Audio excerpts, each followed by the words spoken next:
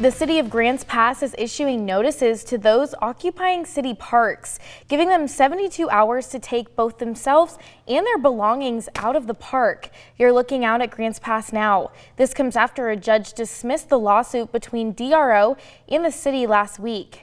We're continuing to track this case as the city says they're beginning to issue citations. Thank you for joining us for Newswatch 12 at 6. I'm Samantha Cadera. Newswatch 12's Grace Ritz joins us live from Grants Pass. Grace, what more can you tell us? Thanks, Sam. Yeah, I am currently live at Riverside Park in Grants Pass, where city officials and police officers have started giving out citations today to those camping throughout parks all throughout the city.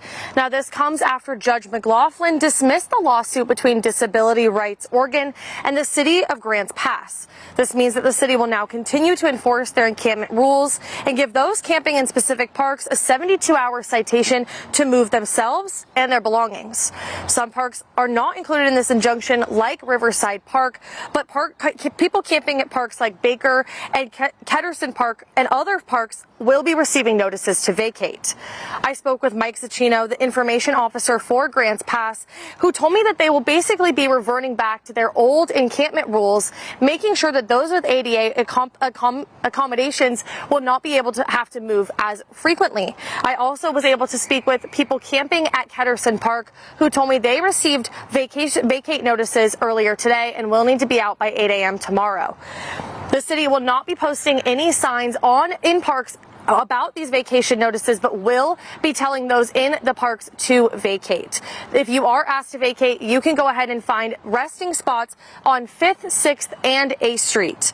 For more information on those sites, the citations and lawsuits, you can find more information on our website. Reporting live in Grants Pass, I'm Grace Ritz. Grace, thank you. And also in Grants Pass tonight, Senator Ron Wyden hosted a town hall for Josephine County residents, which was disrupted by protesters. Approximately 20 community members demanded he take action to help end the conflict between Israel and Palestine. After multiple disruptions, the town hall was ended. We reached out to the office of Senator Wyden for a statement, who said the meeting is postponed for safety and to give other community members the opportunity to speak.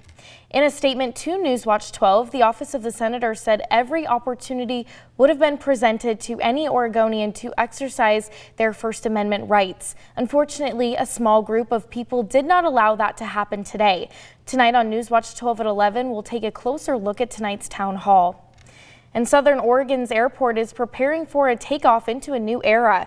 This morning, Senator Ron Wyden visited Medford to hear how an expansion into a new project will reshape the Rogue Valley International Airport. I put together a closer look at how the day went. The airport is planning a major expansion to handle a projected surge in passenger traffic. Nearly $7 million in federal grants secured with the help of Senators Ron Wyden and Jeff Merkley will fund the first phase of improvements. We said this is going to make a big difference, and they agreed with us. Phase 1 of the project will expand the post-security hold room and improve the boarding process. Changes leaders say will make the airport more comfortable and competitive as passenger traffic is expected to double in the coming decades. And I want people to know that on my watch, rural Oregon is not going to be a sacrifice zone. I'm thrilled to be able to say that we're here for a reason, and that is to help strengthen the rural economy.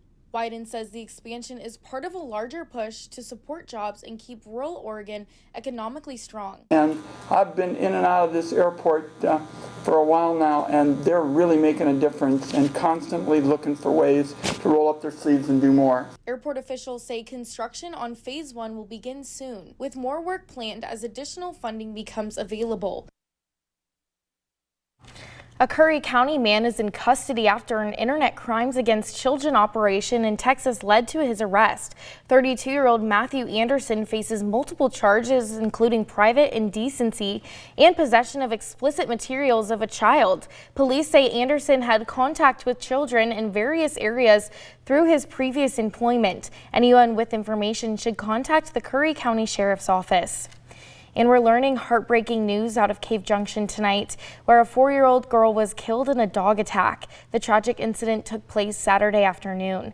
Josephine County Sheriff's Office says they were called to Laurel Road where the dog attack was reported. Responders performed life-saving measures, but the 4-year-old was unfortunately pronounced dead at the scene. The dog, which was a mix of Cane Corso, Rottweiler, and Pit Bull, has been taken into custody by Josephine County Animal Control.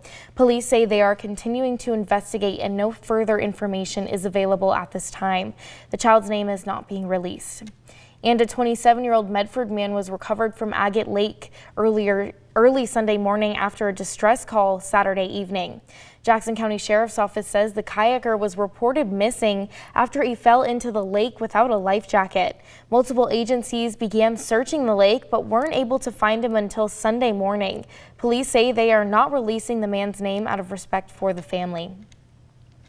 A Klamath Falls program called Dream Flights gave local veterans the chance to step back in time and take flight, including a 97-year-old veteran residing in Eagle Point. Russell Burge was drafted in 1946, just after World War II. He trained at Fort Knox before serving in Japan with the Armor's 1st Cavalry Division as a driver and helping oversee rebuilding projects. Last week, Dream Flights had him aboard and restored a World War II era biplane in Klamath Falls. When I saw that plane and it was 93 years old, I didn't know whether I wanted on that or not. It's a double wing and that World War I plane. They talked me into it and I got on and it was a wonderful ride. I would do it over and over again if I had the chance. And after the flight, he was able to sign his name on the tail of the plane, a tradition for every veteran who climbs aboard. He says it's a memory he'll carry with him for the rest of his life. It was his first trip into the skies, and he said he'd take another flight in a heartbeat. And most people aren't excited for Mondays, but I know at least one person who is pumped for today. Joining us live from Spiegelberg Stadium is Newswatch 12's Luke Doughton. Luke, the football helmets and pads are back on. Yes, Sam, they are. And North Medford, they just wrapped up their practice here at Spiegelberg Stadium. South Medford, they're just kind of on the other side of the big grandstand stadium where the seats are here. But we're talking some 4A storylines this hour. Obviously, Henley, a team to watch out for. They're looking to make it to their 3rd title game in a row. 2023, they got first. 2024, they got second. They're looking for quarterback Joe Janey to bring them back home and get another first place this year. It's going to be a fun, competitive division to watch. The top 3 in that division last year, obviously Henley, and then we had Mazama and Hidden Valley. So maybe there's a little bit of a switch up. Ashland also competing in that division too, even though they're a 5A school. And obviously with the Pacific Rim Bowl, I got to watch them a little bit. They got a little bit of extra practice. Let's see if that helps them in this year, make that jump in those standings. But coming up later at Sports at 6:45, we're going to talk about our first game of the week that's less than 2 weeks away. Live at Spiegelberg Stadium, I'm Luke Doughton. Now let's turn over to Storm Tracker 12 Chief Meteorologist. I couldn't help notice in Luke's live there wasn't a cloud in the sky. Yeah, it's beautiful out there. Lots of sunshine and some very pleasant temperatures. We'll take a look now at around the region, and you can see ample sunshine. Breezes have been picking up, though, in the Klamath Basin, some of our west side valleys. Currently sitting at 82 degrees in both Medford and Grants Pass. It's 84 in Montague, 74 degrees in Mount Shasta. We're at 79 in Klamath Falls, 80 degrees in Lakeview, and in the 60s along the coast. Winds out of the west along the coast, fairly light, but we're going to see those winds picking up in the days ahead. So we'll actually see a warming trend and some generally brighter skies later this week. But the marine layer will likely work back in again tonight. Notice those breezes picking up for inland valleys, getting some higher gusts towards the Weed area. These winds will relax tonight, and we have clear skies, mostly a few pop-up clouds out there, but that's about it. This evening in the Rogue Valley, skies staying clear. Temperatures will be tumbling 74 degrees by 9 o'clock, and then we'll be dipping just below 70 degrees by 11 p.m. Sunset at 8:07 p.m. Cool tonight, down into the low to mid 50s in our west side valleys, down to 43 degrees in Klamath Falls. Clouds and fog from the marine layer move back into Brookings, and we'll see breaks of sun develop as we go throughout the day tomorrow. Mostly sunny inland, a bit warmer, but it will be fairly seasonal for this time of the year, up to around 90 in Medford and 83 degrees in Klamath Falls. Tracking some heat for later this week. We'll talk about when that is set to arrive coming up. And as a reminder, Gold Beach Junior and Senior High School has announced that the first day of school has been delayed by 1 week. This delay is due to construction at Riley Creek Elementary. Staff at the school will report for their first day on September 2nd, while the first day of school will be on September 9th. And Wairika Union High School announced that they will no longer allow DoorDash deliveries to school. This is due to the amount of traffic that comes in and out of the school, close calls with pedestrians and adults that could not be identified on campus. The school says they are prioritizing student and staff safety.